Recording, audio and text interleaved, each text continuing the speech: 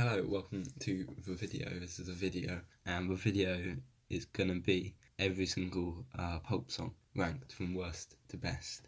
Starting off at 131, we have "Is This House," and I think it's a bonus track on the deluxe edition of Separations, and it is awful. It is really, really, really bad. It's a reworking of "This House Is Condemned." And it's got this weird wobbly electronic effect which makes it borderline unlistenable. And I remember reading somewhere that the band genuinely thought it was unlistenable because someone else like worked it and edited it, but wasn't them. But somehow it got on with the deluxe edition. But yeah, it's a pain to listen to. At 130th, we have Anorexic Beauty, which this one you can see what they're going for. It's off Pulp's darkest album, Freaks, which was one of their earlier albums. Very dark, going into some dark themes, and you could say, oh, it works. Basically, they tried to do something and it didn't work. For it to have properly worked, it needed to be a bit deeper than what it was, and the instrumentals don't exactly save it from being this low down. And there's tracks that make you uncomfortable in a good way, and you're like, oh, this really makes me uncomfortable, but I'm enjoying it. This is the opposite. It's an uncomfortable one to listen to, but it's not good. You're not like, oh wow, this is really this is really something, because it isn't.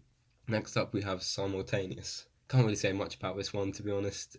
It's just not very good. Everything sounds a little off. It's deliberate. Again, on another one of these ones, it's deliberately all a bit jarring, but it just doesn't work basically.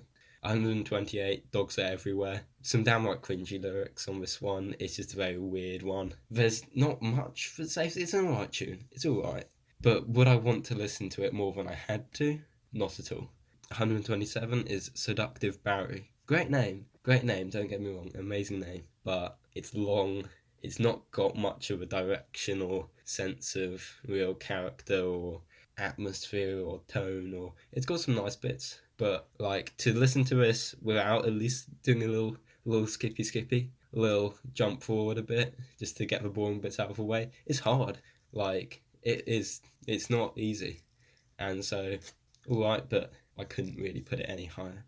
Next we have Please Don't Worry. I think this was a bonus on the remastered or reworked version of it, and the first 5 seconds will throw you for a loop. It sounds like a circus, but it's actually decent. It's quite an upbeat track. It's in line with their earlier stuff, their really early stuff, and it's alright, but it's a bit, the instrumental's a bit jarring and a bit whoa. 125, this is Can I Have My Balls Back Please? Another great name here. And you kind of think it's just a bit of a musical shitpost, but it's an alright tune. It's got a decent instrumental to it, but it doesn't have much substance really. 124 we have The Babysitter. It's a bit like their other His and Hers era stuff. This one I still can't really get my head around. I don't get what the kind of plot or idea of it. If someone could tell me, that would be great. At this point it's kind of weird sexual tones, which is classic Pulp, but it seems just weird for the sake of being weird, and that's why I'm not a massive fan of this one. 123 we have Blue Glow. This is another one of their darker ones, but darker in tone and atmosphere.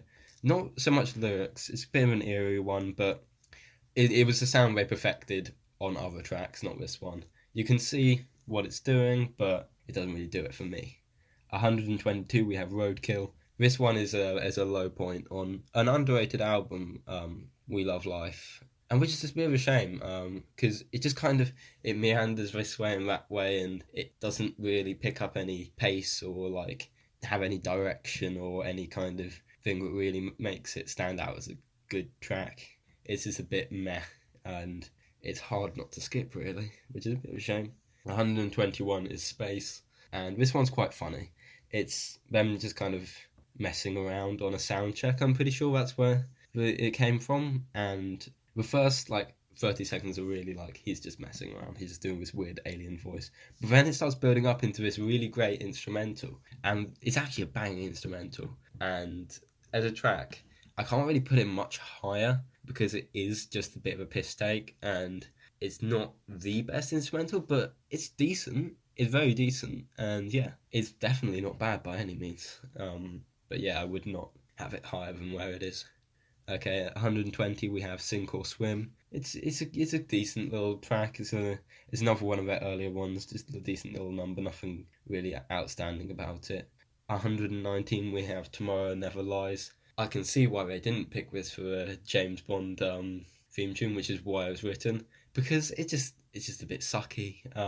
It feels very forced, and when they give you something like you have to make a track called Tomorrow Never Dies, they changed it to Lies, I'm guessing because of copyright or whatever. But it's hard to do anything with, and he tried his best, but yeah, it's just not great. Next, we have Looking for Life. This one is a bit of a bad one to end it on. It's a underrated album, but probably their worst. And what really gets me about this track is the just repetition of the title phrase over and over, just looking for life, like over and over again of a track. It's not where it's at.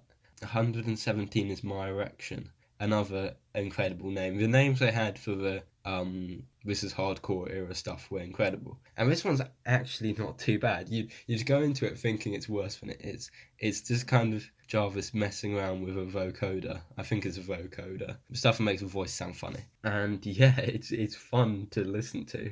116 we have Dishes. This is another one like with the This Is Hardcore era stuff. The first like 5 seconds or 10 seconds are really annoying and do kind of make me want to turn it off. Like the opening line is just, oh, you think, oh, this is a bit silly. But when you get into it, it's actually quite good. And it builds up into quite a nice track. But the vocals are just the lyrics aren't great. And it just doesn't really appeal to me in the way that, every single other track on this list does. Okay, 115 we have Goodnight. I'm not gonna lie, I don't remember much about this track. It's a decent little track, one of their earlier ones, but not like really early. It's decent. 114 we have The Trees. It's a bit of a silly one, even though it's not trying to be silly, which I think is its main downfall. And it's just, again, similar with Roadkill. It's like a better Roadkill. It doesn't really have much kind of general direction or flow, and it just doesn't really appeal to me in the way that most of these tracks do. 113 we have Master of the Universe, a dark one, a really relentless one, but again the kind of sound of it, it's not particularly polished, and that's probably the main downfall for me. 112 we have In Many Ways, which is a nice little track. I was going to say acousticy. I think it's kind of acousticy, kind of lighter track. Again, it doesn't really do enough to really propel it up the list, but it's fair, it's present, it's correct. At 111 we have The Never Ending Story. This is like a kind of enhanced but slightly less detailed lyrically version of Master of the Universe. This is really relentless. I really liked this when I first heard it, but it's just kind of got a bit stale for me. So people might think it's better than I'm rating it, but for me it doesn't do enough. 110 You're Not Blind. This one just gets a bit tired. It's just kind of, it's got some decent lines, it's got a decent sound, but you really have to do something with your track. You can't just do nothing, which is a bit of a nothing track. 109 Love Love. This might be a bit controversial because this is one of the more popular ones off the debut album, and I really liked it when I first heard it, and you'll put it on and you're like, oh my god, this is amazing. Like, why haven't I listened to this before? And then the lyrics start coming in, and they start off okay, and it's a little like fun, upbeaty one. It's not going to try too hard to be anything, but some of the lyrics is awful. Really, really garbage in this one, which is a shame. But yeah, it's just not really what I'm looking for, and it's a good track. It's a good track. I like it. I enjoy it, but I can't put it any higher than where it is. 108 Weeds 2. This is a good one. I like the social messaging in this, and what some of the discussions in this about like weed legalization and stuff. It's funny to see this being written in 2001 to coming to present day, and how much legalization has expanded. It's interesting to see what he's saying, because it's true basically with the kind of who's profiting off it. I'm not going to get too political in this one, but it's a good track. It's got some cool electronic sounds, and we're getting into tracks that are pretty good here, but it just doesn't do enough for me. It's not one I really want to go back too much. Once you listen to it a few times, you get the message, you be like, oh, that's a cool message, and then you move on. And we're going to move on now to 107, which is 59 Lyndhurst Grove. A cool track, again, exploring kind of suburban pulp themes that they're going to really master in the next few ones, and it's great. But it just doesn't, again, it doesn't do enough for me. It's not bold enough, it's not interesting enough, it's not really punchy enough, it's not got that lyrical content. I need to really propel it up. 106, Watching Nicky. This one, it could go lower, it could go higher. It's quite a weird one. It just doesn't have enough stuff for me to really put it any higher. It's just a kind of story about growing old, you know. It just kind of stops, it falls flat on its face compared to something like a David's Last Summer, which does it a lot better and was written at a similar time. It doesn't do enough, but it's a cool one. 105, Boats and Trains. This one's a good one. It's a little ditty. It's a little fun track. It doesn't try too hard, but what it does do well. And yeah, as the lighter track goes, it's a great one.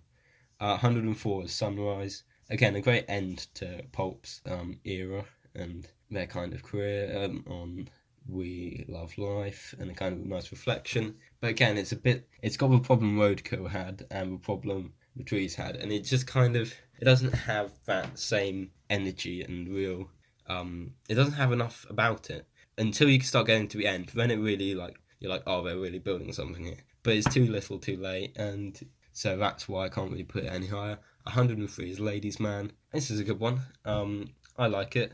I think it's got a little Blondie reference in there. I don't know if that's intentional. I think it's got the Your Hair Is Beautiful Tonight, and it's a little fun one. I enjoy it, and yeah, I think that's a good position for it. 102 is TV Movie. This might be a little bit controversial. It's just got a message, but the message isn't great. It's not really backed up by exceptional instrumentation. It's like, oh, my life's bad. TV movies are bad. Put them together. Oh, we've got a deep song here. This is deep lyrical, and yeah, doesn't do it for me. 101 is I'm a Man. This may be controversial. A lot of people really like this. Again, it's similar to TV Movie. It's like, oh, I'm a man. Man, bad. Man, no emotion. Man, dirty joke. Ha ha ha. Also, the he he he line in there. Oh my god, that kills me. That kills me when I hear it. Not in a good way. It kills me in a bad way. Like, this track. It's got some good bits about it, but it does have some bad bits about it too. 100, Whiskey in the Jar. I was debating over whether to include it or not. It's a cover of Whiskey in the Jar. It's by Pulp though, so I thought I'd chuck it in there. It's not a Pulp song, and so it doesn't have that inherent pulpiness about it, but as covers go, it's pretty damn good, and it's an enjoyable one. I've listened to it quite a lot in my free time before making this list, so couldn't be too harsh on it. It's a good one. 99, We Are the Boys. This one's quite fun. It's quite it's kind of talking about, you know, party culture, you know, like, oh, it's quite a laddish one, but it's very self-aware in its laddishness.